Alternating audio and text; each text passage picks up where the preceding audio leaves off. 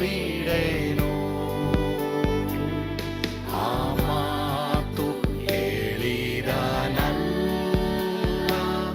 ತಾ ಹೇಳಿದನಲ್ಲವೇ. ನಾ ಕೈ ಬಿಡೆನು, ನಾ ಕೈ ಬಿಡೆನು. ಆ ಮಾತು ಹೇಳಿದನಲ್ಲ, ತಾ ಹೇಳಿದನಲ್ಲವೇ.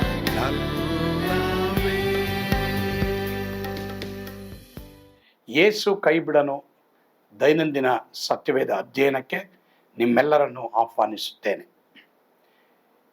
ಈ ದಿನ ಇದು ಹೊಸ ತಿಂಗಳಿನ ಮೊದಲನೇ ದಿನ, 2024ನೇ ಇಸ್ವಿ ಜುಲೈ ತಿಂಗಳಿನ ಮೊದಲನೇ ದಿನವಾಗಿದೆ. ಈ ತಿಂಗಳಿನಲ್ಲಿ ದೇವರು ಏನು ವಾಗ್ದಾನ ಕೊಡ್ತಾ ಇದ್ದಾರೆ ಅದನ್ನು ನಾವು ಇವತ್ತು ಧ್ಯಾನ ಮಾಡೋಣ. ದೇವರು ನಿಮ್ಮೊಂದಿಗೆ ಮಾತಾಡ್ತಾರೆ. ನೀವು ವಿಶೇಷವಾದವರು, ಈ ಒಂದು ಟೈಟಲ್ ಮೇಲೆ ನಾನು ಇವತ್ತು ನಿಮಗೆ ಮಾತನಾಡ್ತೇನೆ. ಇದಕ್ಕಾಗಿ ಆಧಾರವಾಗಿ ತೆಗೆದುಕೊಂಡಿರುವಂಥ ಸತ್ಯವೇದ ಭಾಗ ಮತ್ತಾಯನ ಬರೆದ ಸುವಾರ್ತೆ 6ನೇ ಅಧ್ಯಾಯ 25ನೇ ವಚನ. ಮತ್ತೆ ಮುಂದಿನ ವಚನಗಳನ್ನು ಸಹ ನಾವು ನೋಡೋಣ. ಓದ್ಕೊಳ್ಳೋಣ ಬಾ. ಈ ಕಾರಣದಿಂದ ನಮ್ಮ ಪ್ರಾಣಧಾರಣೆಗೆ ಏನು ಊಟ ಮಾಡಬೇಕು, ಏನು ಕುಡಿಯಬೇಕು, ನಮ್ಮ ದೇಹ ರಕ್ಷಣೆಗೆ ಏನು ಒದ್ದುಕೊಳ್ಳಬೇಕು ಎಂದು ಚಿಂತೆ ಮಾಡಬೇಡ್ರಿ ಎಂಬುದಾಗಿ ನಿಮಗೆ ಹೇಳುತ್ತೇನೆ. ಊಟಕ್ಕಿಂತ ಪ್ರಾಣವು, ಉಡುಪಿಗಿಂತ ದೇಹವು ಮೇಲಾದದ್ದಲ್ಲವೇ. ಈ ತಿಂಗಳು ನಿಮಗೆ ಚಿಂತೆ ಇರ್ಬೋದು. ಮಕ್ಕಳಿಗೆ ಸ್ಕೂಲ್ಗಾಗಲಿ ಕಾಲೇಜ್ಗಾಗಲಿ ಯಾವ ರೀತಿ ಫೀಸ್ ಕಟ್ಟಬೇಕು, ಅಥವಾ ಮಕ್ಕಳನ್ನು ನಾವು ಯಾವ ರೀತಿ ಸಾಕಬೇಕು, ಕುಟುಂಬವನ್ನು ಯಾವ ರೀತಿ ನಾನು ನಡೆಸಬೇಕು, ಮತ್ತು ಹಲವಾರು ವಿಷಯದ ಬಗ್ಗೆ ನಿಮಗೆ ಚಿಂತೆ ಇರ್ಬೋದು.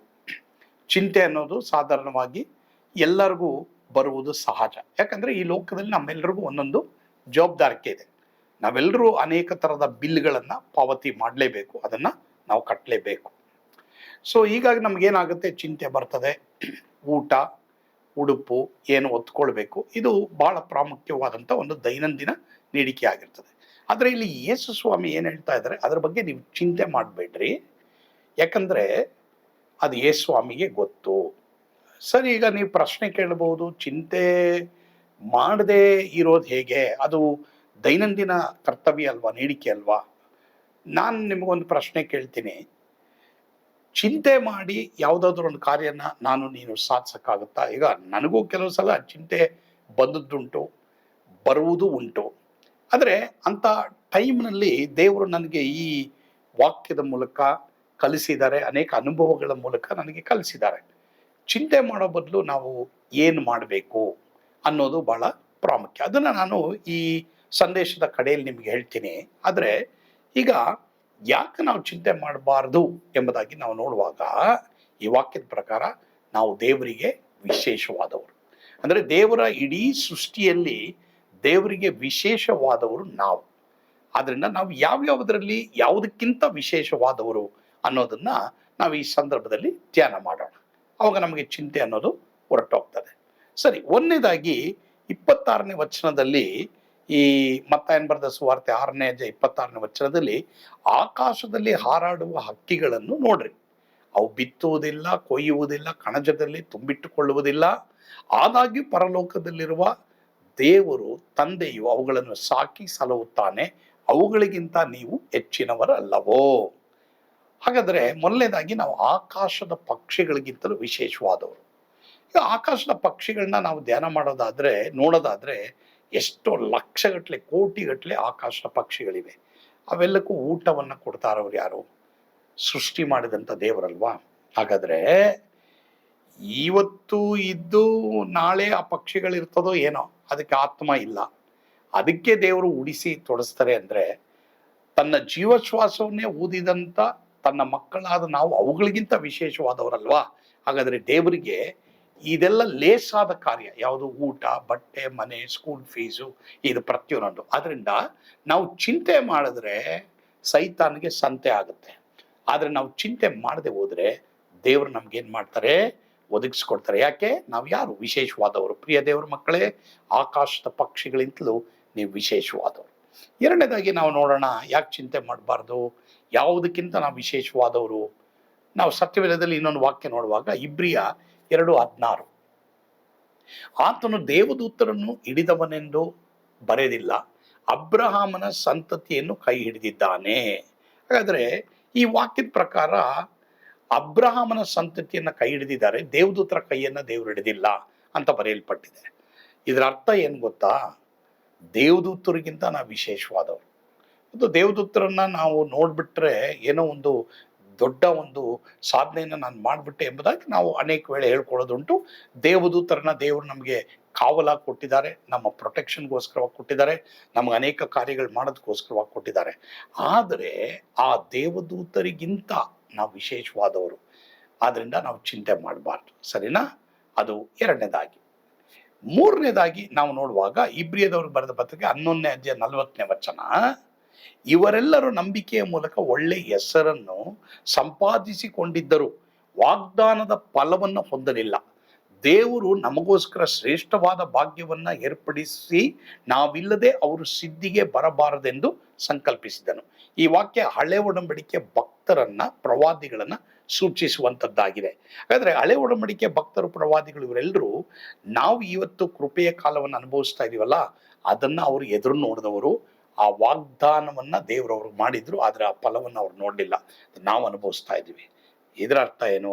ಹಳೆ ಒಡಂಬಡಿಕೆ ಭಕ್ತರಿಗಿಂತ ನಾವು ವಿಶೇಷವಾಗಿದ್ದೇವೆ ಎಂಬುದಾಗಿ ನಾವು ಈ ವಾಕ್ಯದಲ್ಲಿ ನೋಡೋರಾಗಿದ್ದೇವೆ. ಕಡೆಯದಾಗಿ ನಾವು 1 ಪೇತ್ರ 4ನೇ ಅಧ್ಯಾಯ 14ನೇ ವಚನದಲ್ಲಿ ನೋಡುವಾಗ, ನೀವು ಕ್ರಿಸ್ತನ ಹೆಸರಿನ ನಿಮಿತ್ತ ನಿಂದೆಗೆ ಗುರಿಯಾದರೆ ಧನ್ಯರೇ, ತೇಜೋಮಯನಾದ ಆತ್ಮನಾಗಿರುವ ದೇವರಾತ್ಮನು ನಿಮ್ಮಲ್ಲಿ ನೆಲೆಗೊಂಡಿದ್ದಾನಲ್ಲ. ಹಾಗಾದ್ರೆ ಈ ವಾಕ್ಯ ನಮ್ಗೆ ಏನ್ ತೋರಿಸ್ತದೆ ಎಂಬುದಾಗಿ ನಾವು ನೋಡುವಾಗ ಪ್ರಿಯರೇ, ಈ ವಾಕ್ಯ ನಮಗೆ ತೋರಿಸುವಂಥದ್ದು ನಾವು ಆತ್ಮನ ಅಭಿಷೇಕವನ್ನು ಹೊಂದಿರುವುದರಲ್ಲಿ ವಿಶೇಷವಾದವರು.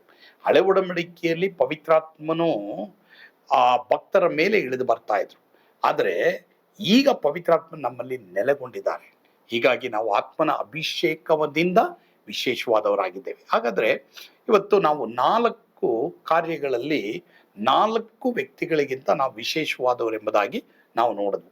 ಒಂದನೇದಾಗಿ ಆಕಾಶದ ಪಕ್ಷಿಗಳಿಗಿಂತಲೂ ನಾವು ವಿಶೇಷವಾದವರು, ಎರಡನೇದಾಗಿ ದೇವದೂತರಿಗಿಂತ ವಿಶೇಷವಾದವರು, ಮೂರನೇದಾಗಿ ಹಳೆ ಒಡಂಬಡಿಕೆ ಭಕ್ತರಿಗಿಂತ ವಿಶೇಷವಾದವರು, ನಾಲ್ಕನೇದಾಗಿ ಅಭಿಷೇಕವನ್ನ ಹೊಂದುವುದರಲ್ಲಿ ನಾವು ವಿಶೇಷವಾದವರಾಗಿರೋದ್ರಿಂದ ಚಿಂತೆ ಮಾಡದೆ ನಾವೇನ್ ಮಾಡ್ಬೇಕು? ಮೊದಲೇ ಹೇಳಿದ್ನಲ್ಲ ನಾನು, ಚಿಂತೆ ಮಾಡಬಾರ್ದು. ಆದ್ರೆ ಏನ್ ಮಾಡ್ಬೇಕು? ನಾವು ಸ್ತೋತ್ರ ಮಾಡ್ಬೇಕು. ದೇವರೇ, ಈ ನೀಡಿಕೆ ನನಗಿದೆ, ಈ ಒಂದು ನಾನು ಒತ್ಕೊಳ್ಬೇಕು, ನಾನು ಆ ಮನೆಗೆ ಆಹಾರ ಸಾಮಗ್ರಿಗಳನ್ನ ತರಬೇಕು, ನನಗೆ ಇಷ್ಟೆಲ್ಲ ಜವಾಬ್ದಾರಿಕೆಗಳಿದೆ, ಇದನ್ನು ನೀನು ಒದಗಿಸಿ ಕೊಟ್ಟದಕ್ಕಾಗಿ ಸ್ತೋತ್ರ ಎಂಬುದಾಗಿ ನೀವು ಯಾವಾಗ ದೇವರಿಗೆ ಸ್ತುತಿ ಸ್ತೋತ್ರ ಹೇಳ್ತಿರೋ, ಖಂಡಿತವಾಗಿ ನೀವು ವಿಶೇಷವಾದವರಾದ್ರಿಂದ ನಿಮ್ಗೆಲ್ಲವನ್ನ ದೇವರು ಒದಗಿಸಿಕೊಡ್ತಾರೆ.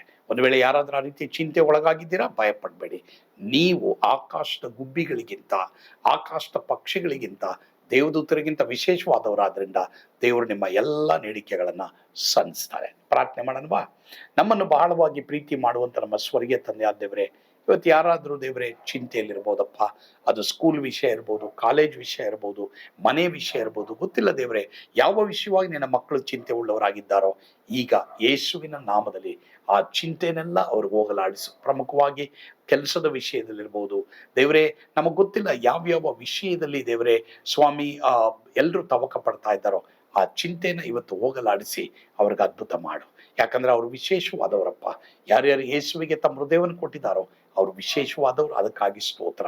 ಯೇಸುವಿನ ಹೆಸರಿನಲ್ಲಿ ಪ್ರಾರ್ಥಿಸ್ತೇವೆ ಸ್ವಾಮಿ, ಆಮೇನ್. ಕರ್ತನು ತಾನೇ ನಿಮ್ಮನ್ನು ಆಶೀರ್ವಾದ ಮಾಡಲಿ. ಸ್ವರ್ಗದ ಆನಂದ ನಿಮ್ಮ ಹೃದಯವನ್ನ ತುಂಬಿ ತುಳುಕಲಿ. ಆಮೇನ್.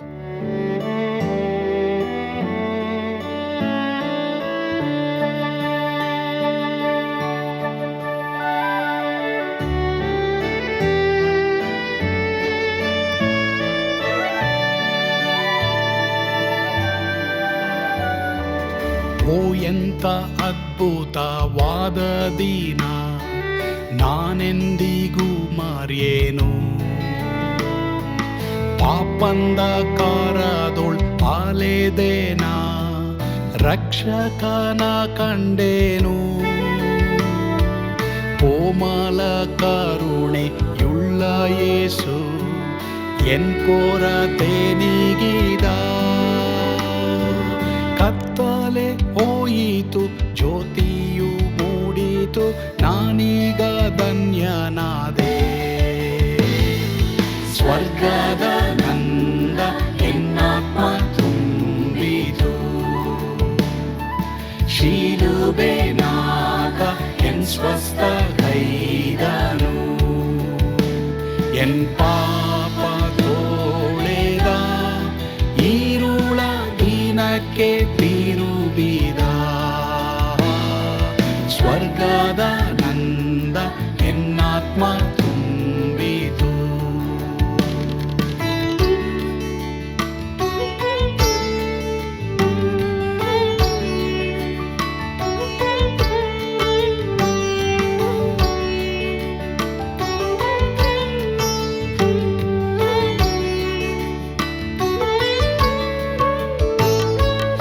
ಆತ್ಮನ ನೂತನ ಜನ್ಮದಿಂದ ದೇವಪುತ್ರನಾದೇನು. ನೀತಿ ನಿರ್ಣಯವ ಹೊಂದಿದೇನು, ಭಾಗ್ಯವಂತನಾದೇನು. ಪಾಪಾತ್ಮನಾಗಿ ನಾ ಬಂದಾಗಲೇ ಆಶೀರ್ವಾದ ಸಿಕ್ಕಿತು. ಕೃಪೆಯ ಮೂಲವೇ ರಕ್ಷಣೆ ಹೊಂದಿದೆ, ಸುನಾಮ ಕೊಂಡಾಡುವೆ. ಸ್ವರ್ಗದ ನಂದ ಎನ್ನಾತ್ಮ ತುಂಬಿತು, ಶಿಲುಬೆನಾಗ ಎನ್ ಸ್ವಸ್ಥ ಕೈದನು. ಎನ್ ಪಾಪ ತೋಳೆದ, ಈರುಳ ದಿನಕ್ಕೆ ತಿರುಗಿದ. ಸ್ವರ್ಗದ ನಂದ ಎನ್ನಾತ್ಮ ತುಂಬಿತು.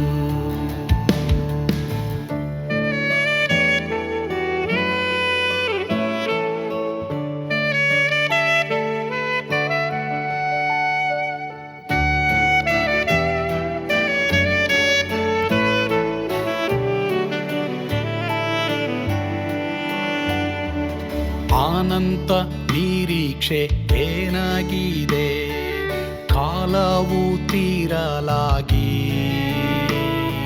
ಸ್ವರ್ಗದ ಭವ್ಯ ಬಿಡಾರದಲ್ಲಿ ನಿತ್ಯವಾಗಿ ಇರುವೆ. ಶಿಲುಬೆ ನನಗೆ ಆಶ್ರಯವೇ, ನಂಬಿಕೆಗಾಧಾರವೇ. ನಿತ್ಯ ಐಶ್ವರ್ಯವ ದಿವ್ಯಾಶೀರ್ವಾದವ ಕರ್ತ ಇವನೇ ನಗೆ. ಸ್ವರ್ಗದ